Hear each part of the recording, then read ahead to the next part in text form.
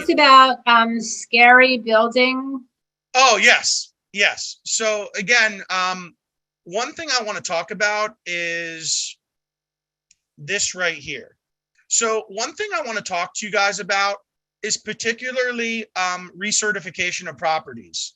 I've done a lot of classes. I've worked with a lot of condominium associations in regards to what happened in Champlain Towers, what happened in Surfside, what's going on there, what buildings townhouse associations, which are generally governed as condominiums, are going through right now.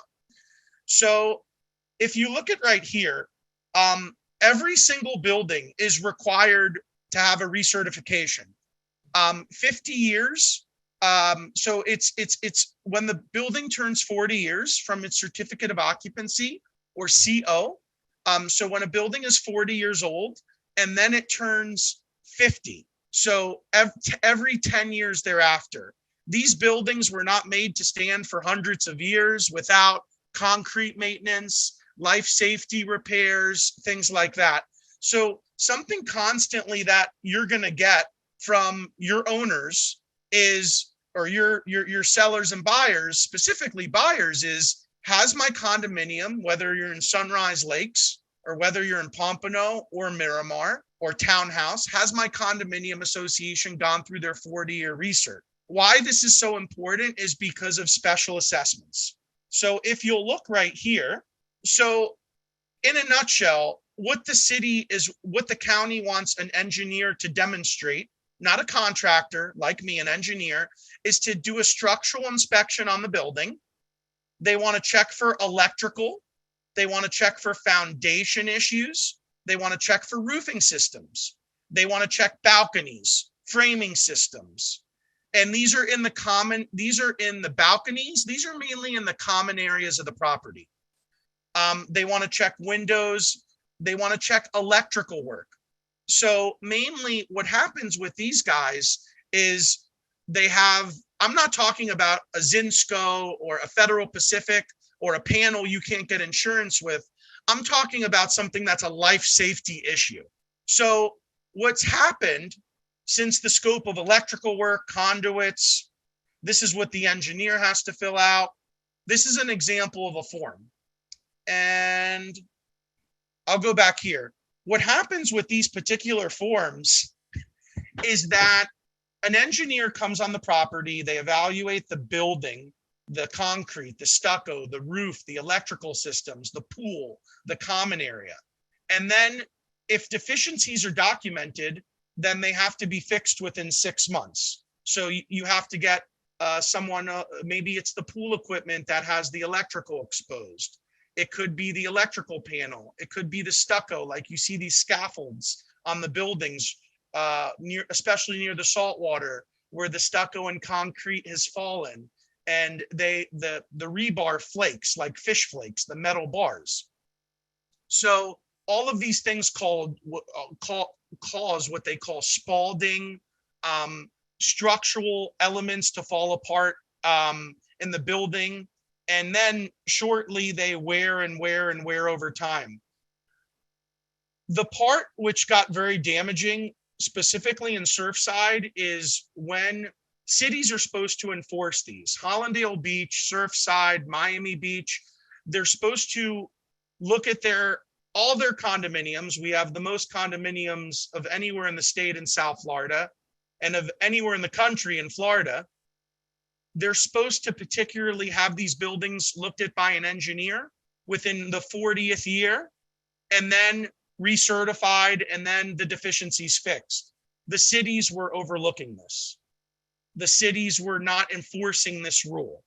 And then ever since the Miami-Dade County Mayor Cavallo, she ordered after Surfside that in Miami-Dade and Broward, and I think Palm Beach is going to be joining, all of the cities do an inventory of all, whether you're Lauderhill, Lauderdale Lakes, Margate, every condominium association needs to have a 40-year recertification.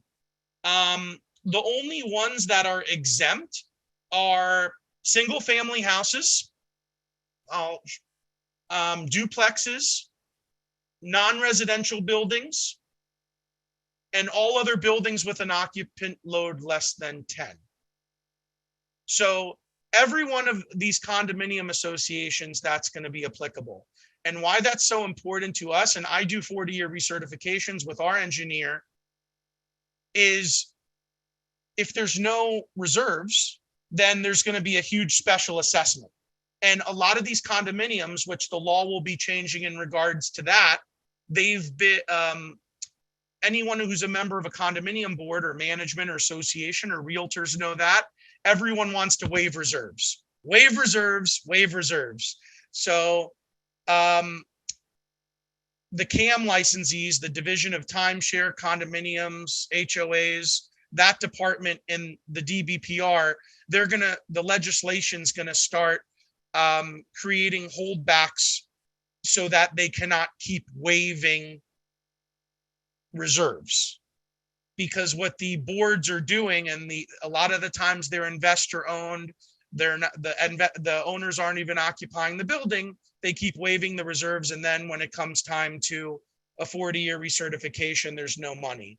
You'll see, going back to the seller's disclosure, you'll see different things.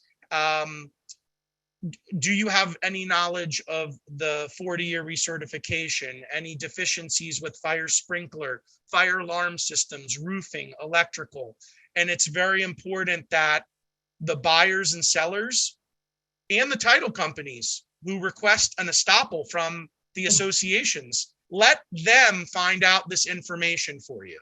Very important. Wendy, let the title company, let them find out the status of what's going on. I wouldn't represent that on your listing. I wouldn't represent it to your buyers because all of these things and the property management companies keep changing over. So we want to get things in writing from a knowledgeable source. Very important. And again, I see a question here. Will required assessments increase FHA loans on condos in the future? If a building has to have a certain amount of reserves to get an FHA or VA loan. There's very few FHA and VA approved condominiums that can even underwrite that. If there is a 40-year recertification and it's horrible, just like if there's pending litigation and everyone's suing a building, if the condominium association is carrying a lot of deficiencies, they're not going to be able to get FHA or VA loans, period. So it's very important that, like, for example, I'm working with Emerald Oaks Community near TY Park with the city of Hollywood. It's a 28 building townhouse community. They have reached out to me to do their pre-40-year recertification because they want to know and plan 2 to 3 years in the future what's going on. They have 5 to 8 townhouses in 28 buildings sprawled over this large piece of property, and they don't want to get hit with surprises and they want to know what's going on. Also, what makes it a little bit challenging is the buildings were built 4 years apart from each other.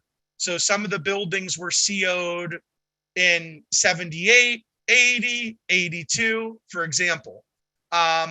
Then some of the buildings, it's all one condominium association. Then some of the buildings contain 5 townhouses, 9 townhouses, 10 townhouses. So it's very interesting how they're going to assess their common area amongst the divided elements of the condominium association. So all those things are very important for valuation. But again, these are constant questions that if you have an informed buyer or an informed seller, they're going to want agents to know or agents to find out. And that's where Wendy from South Florida Title, that's where Wendy can also help you out with these things by requesting an estoppel or a questionnaire from the association and save you guys that heartache.